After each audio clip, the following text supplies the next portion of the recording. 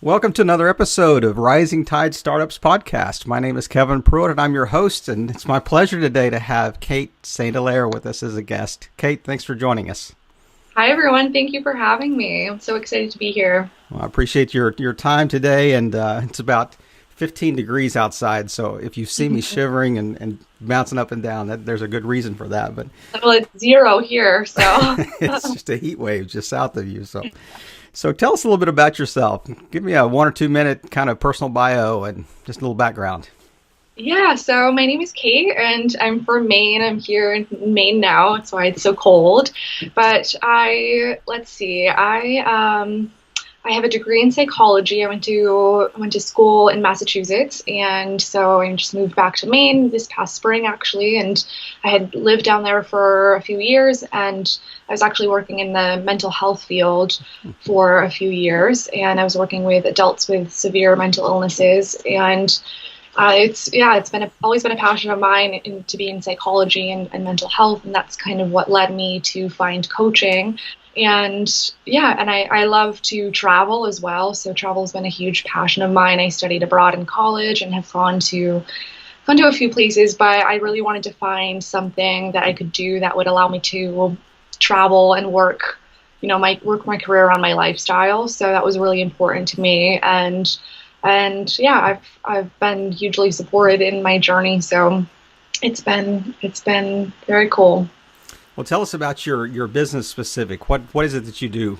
You've crafted a lifestyle or a business around your lifestyle. Kind of unpack that a little bit for us. Yeah, so I'm a mindset coach. I say I'm a mindset coach for entrepreneurs, and I help them to leverage their strengths so that they can build meaningful relationships in their business and network in a way that feels good for them. So, not having to do all that small talk or feel like they have to be extroverted to succeed in their businesses. So that's essentially, what I help them with. And there's a lot of fears that they may have that come up. And so I help them with their mindset around that.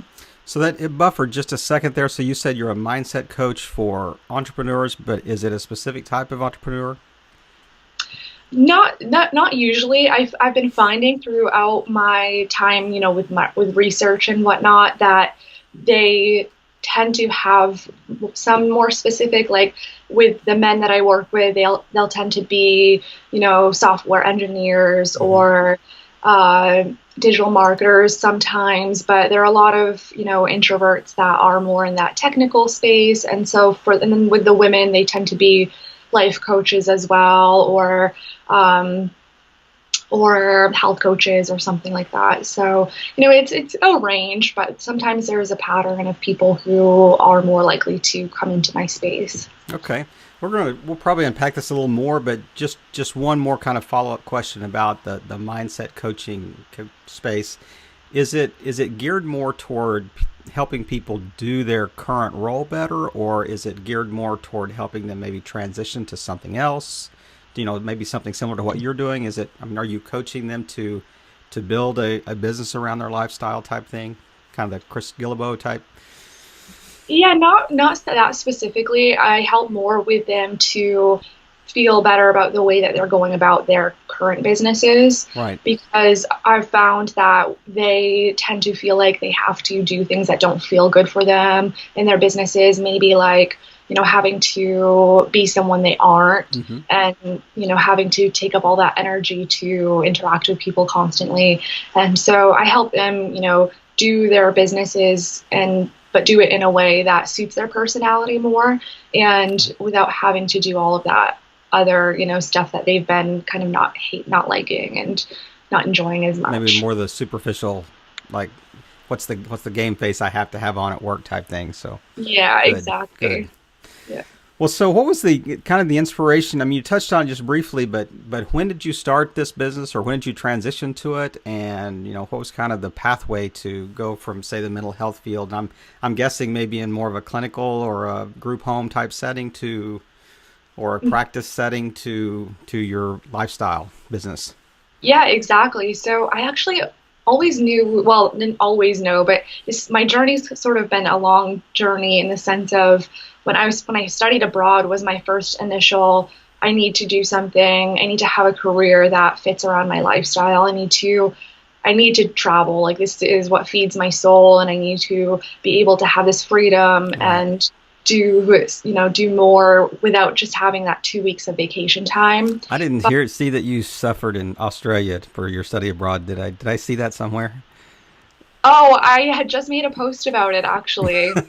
I'm being But facetious. Yeah, I did read it. yeah, no, it was amazing.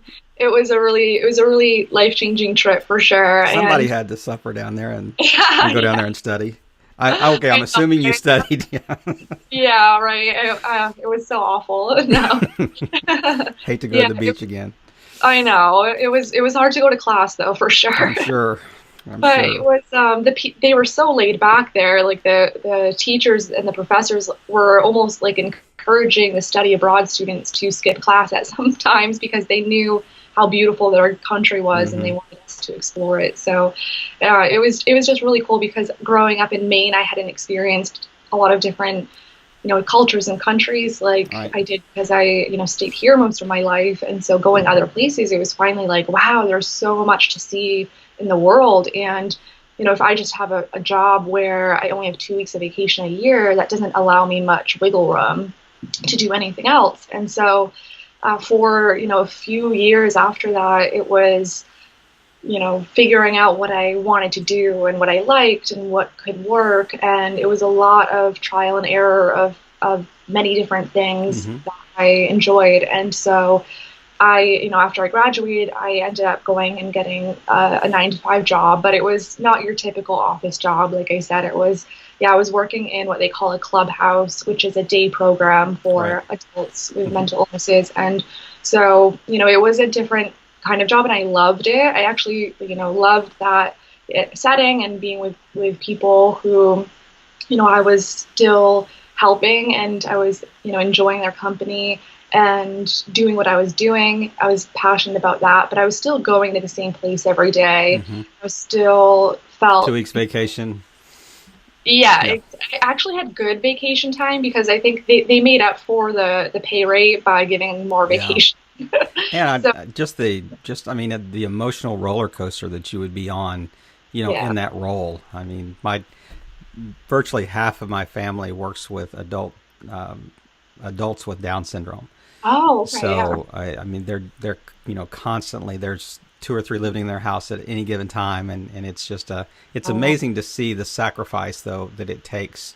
But they would say it's absolutely worth it because just the joy they receive, from mhm. working with those guys. I mean, it's amazing. I mean, it really is amazing to see. So it really is a calling.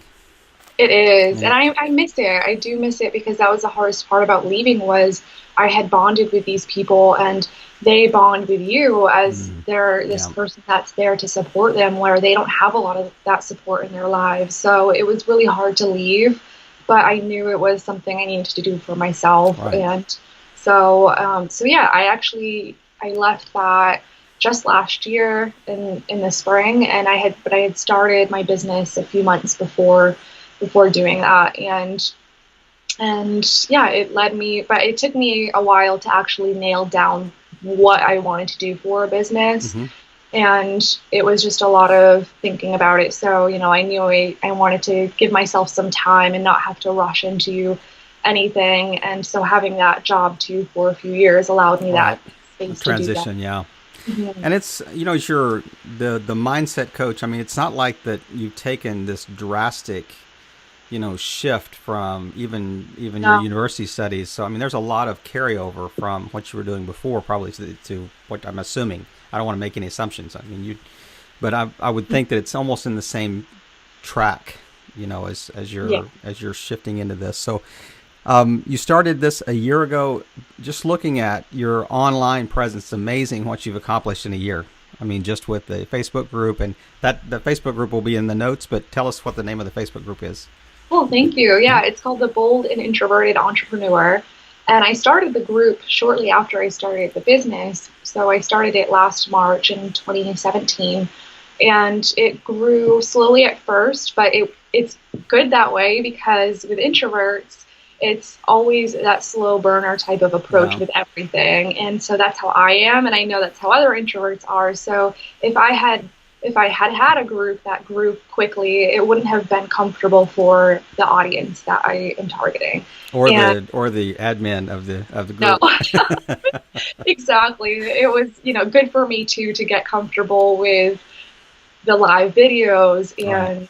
and, putting my posts out there and all of that stuff. And so it was great to have that time too to figure out what they needed and what they wanted and what kinds of things they wanted to hear. So it worked out well, and yeah, it's an amazing community. I love being in there. I love enjoying, I enjoy my time that I spend in there and just coming up with new ways all the time that I can make it better. Hmm. Well, so what? Since you started, tell me what are one or two like non-financial goals that you had in mind when you started? You said, okay, I want to achieve this by this period of time, or maybe not specific goals with a calendar date, but what did you have in mind that said this is what I want to accomplish? This is kind of the two big rocks I want to move in the first year or two of my business. Let's see. Well, it was definitely growing that community to a place where I felt, it was very engaged. And the numbers the numbers matter to me and quantitatively at first, Sure. but then it started changing and the quality is so much more important. And so sometimes, the numbers are still matter to me, of course. And, growing it is Hmm. important to me because you start having a more of a community feel as you grow, but that quality is there.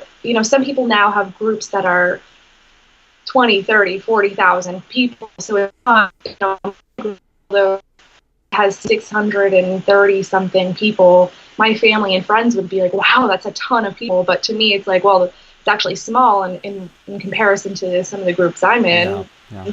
But the quality of it is so amazing. It's so engaged. And that's what was my goal, was to have that community feel of people who could go for support and introverts who could feel that they could get support from the other members. And I feel that it has gotten to that point now Hmm. where we're starting to feel more comfortable to interact with each other and make posts in the group and ask questions and whatnot. It reminded me kind of the old adage of the difference between introverts and extroverts. Introverts are an inch deep and a mile wide, and Yeah. extroverts are an inch wide and a mile deep. And it sounded Yeah. like that was kind of the mentality you had when you were starting your group. And I think it shows in the way people interact in the group. And so was that your primary strategy starting was to build that Facebook group? Was that your primary growth engine for what for your business you wanted to start? Yeah, I was doing an email list and a group simultaneously, and then I just, I made some mistakes along the way with my email list, and I just didn't target the right people Hmm. towards that. And so I put my focus in the group. I started just wanting to focus on one platform as well, Right. and Facebook was that platform for me. I tried Instagram for like a month, and it didn't work out. Hmm. It was just, not. It was, yeah, it was not. There was not as much depth on Hmm. Instagram. That was what I was looking for, and so yeah, my group became my sole focus in, that growing that audience. Right. And It seems like that when you look at the different platforms, whether it's Instagram or Pinterest, they seem to be very visually driven. The mhm, Twitter seems to be this quick hit, say it in a certain number of yeah, characters, and the feed scrolls by so fast that it doesn't seem to be as evergreen in essence as Facebook would be, in your group. I mean, you can go back and look at your yeah. videos, you can go back and look at prior posts, just interaction between members of the audience. But so tell me your lowest point since you started your business. Oh, I had Narrow a it to really. one. Oh, I know. No, I can think of it so clearly in my mind. I had a really low point in the fall, actually, and I am not a quitter whatsoever. So I knew this was a super low point when Hmm. I even had the thought of quitting, because to me, like, I actually like I quit a lot of sports and stuff growing up. So, that it's funny because if I don't like something, I would, I'd be happy to just not do it. But this is something that I knew that it's my lifelong thing. Like I am not quitting this, but it was such a low point that it felt like life had just been, hitting me over and over again. Like so many lessons were thrown my way that it kept feeling like, is this a sign that I'm not supposed to do this or something? Like, but it was more of, can you handle this lifestyle? Because it is it's an emotional roller coaster, this, entrepreneurship lifestyle, because you're making your own money, you're, putting yourself out there. And I'm, for me, especially, like I'm putting my story out there. I'm putting a lot of vulnerable personal things to connect with my audience. And so it's even more, I feel, hard to put that out there. And then, wanting to see that return is even more meaningful, I suppose. And so yeah, I hit a really low point where I just, it was really hard getting clients, and I felt like no one was responding to my message and wanting to pay me for it. They were inspired by my words, but it wasn't translating to, oh, let me work with you. And I took it very personally because I'm an INFJ. And so INFJs, if you don't know, are very feelers. And so it was hard to... But they do it quietly. Yeah, exactly. So it was... It's all internal. So I didn't talk to many people. And, it was a hard thing to admit when I was making mistakes and admitting to the failures. And so yeah, it was one of those moments where I was just like, I have a choice right now. Like I can quit and go get a regular, normal, 9-to-5 job, or I can keep going and keep doing this and take a step back and take the emotion out of it and realize what I need to work on. Because I think that was the most important thing I realized, is that I needed to look at it from not a personal standpoint and how to fix what I was doing in a way that would work. We have you ever heard of it's actually a book, but it's called The Four Agreements by a guy named Don Ruiz. I mean, we actually have those printed out, and we have, as a family, we have those on our refrigerator, and it says, always be impeccable with your word, never, or always assume the best, never take things personally, and the last one is do your best. And it's just such a great reminder of, just because it's so easy to take things personally. It's so easy to assume what people mean when they say things. And, but yeah, it's just a good reminder. And that's, once again, I think that helps your Facebook group with your vulnerability. I mean, I think it helps them grow, and it helps add depth to your group. So, let's, I hate to end on a low note. I mean, I was an athlete in high school, and our coach would never let us leave the court unless we made the last shot in basketball. So there you go. Let's bring this back up to a high point. What's your high point? Other than today's podcast interview, what's another high point? Yeah, so let's see. It's been, I guess this past month has been really amazing. I felt like I have started joining communities. Well, I have joined communities that I feel I connect with so many people who are also sharing vulnerable things, and they're genuine, very, very genuine in their approach with their businesses, where for so long I had been only interacting with people that I felt were a little bit fake and not, only in it for the money and not really helpful, and didn't fit with my personality either. And now I've been making some of my best friends online in these groups, and it's really interesting because it can sound so silly, but I connect with a lot of these people on such a deep level, and they're very similar to me in that way, and it's amazing to learn from them as well, because they are finding huge success in being their real selves. Right. So. And I think you can feed off each other too. I mean, you can help each other build, using your network to build theirs, and vice versa. And it really is from from I guess an authentic standpoint, instead of just I'm in it just so I can make friends with you so you can help me build my audience type thing. And really are two huge communities, out there. Well, I guess one huge community, one small community. One small community that says, really that's kind of the rising tide mentality. A rising tide lifts all boats. How do we in community, work together so everyone wins? The kind of the sum of the parts type thing. So let me shift here to just maybe one or two like pain points or obstacles that you think you face in your business that our listening audience may be able to speak into and just kind of highlight one-liners type thing. Okay, this is the main thing I struggle with in the business is this, and the second thing is this.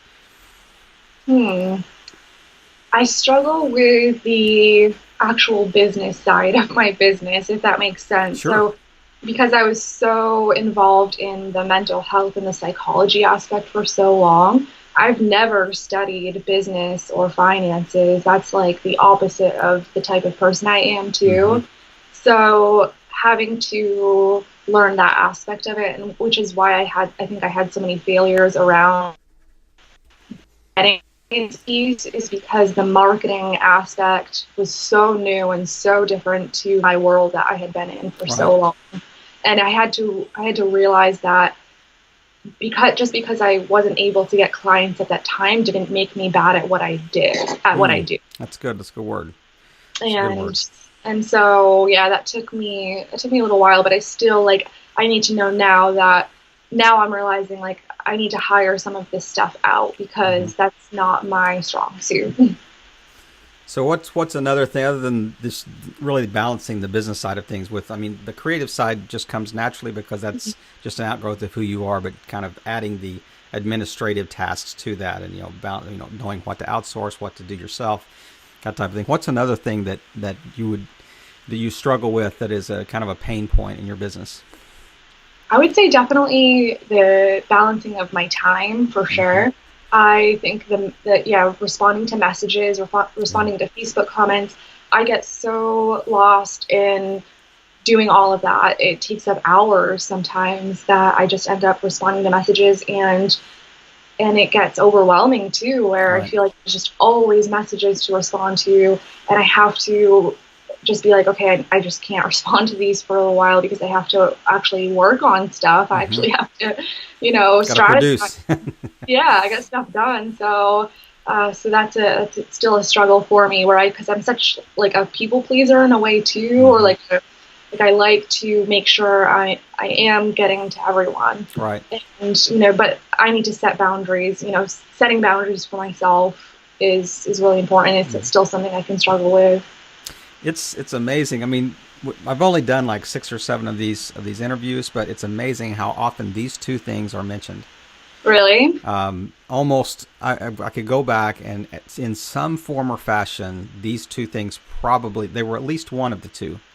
Wow. And often they were both of them. So I think we're on to something. Maybe we can start a new Facebook group that's just helping people achieve these two things. We'll charge them $99 for a little PDF that we'll send them. So always thinking that entrepreneurial mind.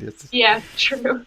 So let's dive just a little deeper as we're kind of nearing the end of our time here. But just wanted to kind of get inside the head of my psychologist friend here and just say, okay, so who's one person online that you would say really inspired you as you kind of took the leap into solopreneurship or to start your new lifestyle business? Who was that one person that you could look back and say, I actually had them in my vision all the time, as I was kind of taking this leap? Or maybe it's a couple. Well, so in the beginning, let's see. And it probably has changed over. Yeah, it has changed because I'm trying to think. In the beginning, I wasn't too familiar with the online space or coaches or anything like that. But I followed Brene Brown quite a bit, and I love her and her work. And she's always been an inspiration to me in her books and her speaking. And so she's, someone I've followed and always, live by that vulnerability aspect. And Isn't that the So most watched TED Talk of all time? I think I so, think that yeah. her TED It, Talk on vulnerability is the most watched of all. I which is think it so was at one time. cool. Yeah. That's so powerful. Mm. It is such a powerful concept. So and so now it has changed quite a bit in the last few months. Landon Porter, who is in the Getting Clients Without Being Salesy group, he's the one of the leaders of that group, and he's been a huge inspiration for me in the last couple of months to keep going and be my real self and get clients in a way that suits my personality and getting my message out there and being myself. Is that And a Facebook group or is that like a coaching community you're a member of or? yeah, he has a Facebook group, but he helps with sales, but he helps you get clients without being salesy. Okay. And he's just been a huge inspiration. He has his Facebook group is amazing. It's so engaged and he just really knows his stuff Mm-hmm. and is so real. He's just Yeah. so real. It's just like it's fun to watch and it's inspiring. Well, I'll take a quick side note here, guys. Those that are listening to this podcast or watching YouTube, I encourage you to look at Kate's profile on Facebook. And she's mentioned that Brene Brown and Landon Porter being authentic, but she is as well. And I mean, it's amazing to see the different pictures and the posts that she's made. Where one time she'll be laying there in a hoodie with it wrapped around her face, saying, "Inspiration. When inspiration comes, you just do it. You don't worry about the makeup, the hair being right, contacts in. It doesn't matter. Just turn the camera on and." Yeah. And so I think you're trying to lead by example. So as a member of your group, we appreciate that. Thank you so much. So tell me a special life quote that you live by. Do you have anything like some people like tape a life quote to their computer or put it on the wall beside them or whatever? Is there any life quote that was really special to you? Yeah, actually, it's go with the flow. Go with the flow. Very simple, but it was actually my meme's name, very French. Her name was Florence, and my Pepe, he would always say, just go with the flow, because her nickname was Flo. And so he would just always joke because, it was always, up to her, just go with the flow. But it was just always like a family quote. And, for a long time, I kind of thought that just meant like ignore bad things, go with the flow in like the positive sense. But Yeah. it's shifted for me over the years to mean, no, you take everything and go with it. Like you accept the bad, you accept the good, and you just work with anything that's coming your way. And don't try and force anything to happen. Don't try and force it away. Just let it be and go with the flow. Well, I think as you mentioned before we started that they had this French Canadian background. Maybe he said like "aller avec flow" or something like that. Yeah, that's we're true. gonna go with flow. So go with the flow. Exactly. So give me a piece of advice that you would give your pre-startup self. Well, if you could go back 18 months, 24 months, whatever, and talk to yourself and say, okay, do this instead of this. Just one strong line that would really be helpful to our listening audience. That's kind of maybe thinking about something similar to this. Yeah, one strong line. Do your research before that. Do your research before you invest, because I was very naive and I trust people very easily. And people, when someone told me, yes, this will be a great course for you, or yes, I can help you be, I invested thousands and thousands of dollars and I didn't get that return on investment. Right. And I worked very hard. I wasn't the type of client that just didn't put in the work. I put in the work, but they just weren't the right fit for me. And I wished I had done my research to know that it wasn't the right fit. These are mainly like online courses or courses with other coaches or stuff like that, right? Courses and one-on-one coaching, yes. Okay. Mm-hmm. Well, is there anything that I haven't asked you about that you just wanted to touch on, you want to kind of close with, and you think would kind of tie a neat bow around our time today? Let's see. I think that, yeah, just be yourself online. Don't try and be anyone that you're not, because it's so exhausting to do that, and it doesn't work out in the long run anyways. And being yourself attracts more people attracts a bigger audience because people recognize that realness and they appreciate it. Yeah. And be more likely to be like your followers forever if you do that. I mean, I'm not trying to put words in your mouth, but I think that, when I hear people say that, I think of two different things. I think of, it's okay just being however I am versus I really want to be vulnerable. And I think you really are more the side, I'm very kind and I'm compassionate to people, but I want to show my real self in essence, Yeah. Online, instead of just saying, well, that's just the way I am, so you have to just deal with it. Yeah, Because there's that side of things as well. So that's a good point. Yeah, you have to have that sense of being knowing who you are, but not being what's the word? Like got to be compassionately vulnerable. yeah, exactly. Don't be like, oh, I don't care about you, or I'm just gonna yell at you because that's who I Say am. what I Like, want to say. Yeah, that's exactly that's right. not it at all. Yeah. Well, Kate, well, I am very grateful for your time today. And as we wrap up, just tell our listening audience where they can find you. What's the easiest way to get in contact with you, and just in touch. Show the different ways. Is it email, Facebook? What's the best way people find you? Yeah, thank you. So I use my personal profile as well on Facebook for everything. So Kate Hilaire, and that's my Facebook, excuse me, and my Facebook group, the Bold and Introverted Entrepreneur. And so yeah, feel free to reach out to me there. I'd love to have you in the group. Like we've been talking about, it's an amazing community. So That it is. Well, listening audience, you've heard Kate kind of share her heart today, and the two things she mentioned.